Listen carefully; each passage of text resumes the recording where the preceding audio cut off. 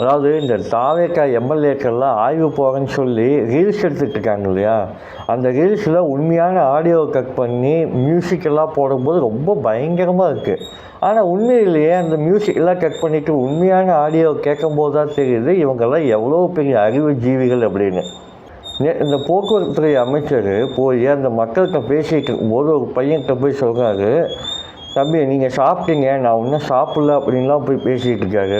நீங்கள் சாப்பிட்டா என்ன, சாப்பிட்லன்னா அந்த பையனுக்கு என்ன? முதல்ல அந்த பையனை சாப்பிட்டா அப்படிங்கிறத வச்சு எப்படி நீங்கள் கமெண்ட் பண்ணுவீங்க?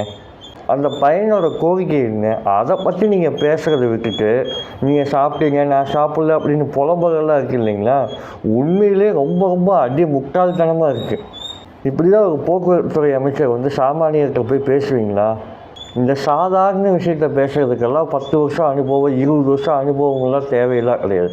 சாதாரணமாக நீங்கள் குடிமகன் பாயிண்ட் ஆஃப் வியூலேருந்து யோசித்தாலே அது என்ன சிரமம், அந்த சிரமத்துக்கு நம்ம எப்படி பதிலளிக்கணும் அப்படிங்கிறது ஒரு சாதாரண சிவிக் சென்ஸ் இருந்தாலே போதும். அதுக்கு சாதாரண மக்களுடைய பிரச்சனையை காது கொடுத்து கேட்க தெரியல, அப்படியே கேட்டாலும் அந்த பிரச்சனைக்கான தீர்வு என்னன்னு சொல்லி அந்த மக்கள்கிட்ட புரிய வைக்க தெரியல.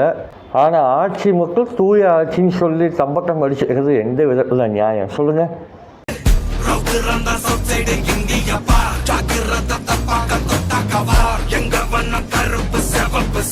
எங்க கதை அகர முதல தொட்டு தாடி கிழவன் பிளட்